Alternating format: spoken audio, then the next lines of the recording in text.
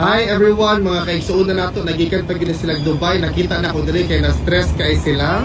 Sa pangalan ninyo mga ate? Rona. Ako Rona. si Kirsty. Kirsty, thank you so much. I assume na niyan mo diri para mag-support sa atong former President Duterte.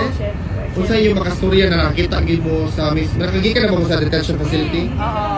Kung sa inyong makita, ano sa inyong ma-feel na nakita ko ninyo ang detention facility? Sa among kaagi, dili basta-basta para lang makaadto kay Tatay Digong. Oh, nagpaligaw-ligaw na mi. Asa na mi, sige mi pangutana. Kung asa mi mo, ano.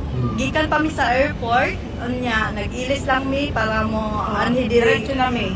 Even though wala dun mi knowledge, o asa, wala mi knowledge para mo asa nga lugar mo adto.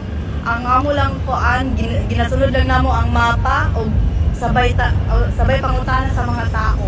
So ang Para inyong yung maka-adtos kay Tatay Digong.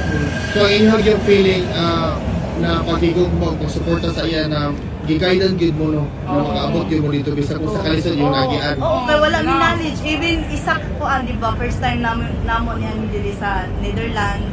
Unya, wala mi kabalo og asa mi mo sakay, unsay unang sakyan. Napa may experience nga ni sakay mi og train, wala mi bayad. Wala mi katap. Kay wala Pero mi ni palit na mi sa Wala mi kabalo. balik kay wala man ni kay Maanang- kay sa Dubai man isa na ka ano, non card. tanan na. Tanan na, pang tanan na siya. Kato ning palit mi pang ano ra, Amsterdam lang. So Unya. naman ko may experience na wala pa kayong mga gamit. No. Na. Yun man lang. Maayo kay nakita ra, ang importante na nakita ra nato.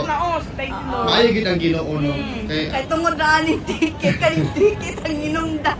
daghang salamat sa inyong suporta kay Tatay Digong. Pero okay lang, at least nabisita na mo. Yeah. Bisag wala, Okay na. although wala na mo nakita si Tatay Digong, kaya di man dyan makita, at least ang presensya na mo, Oo. Ah, nagkuhan dyan. Daghang salamat sa inyo. Kita-kita ta ha. Kita-kita. Shout out akong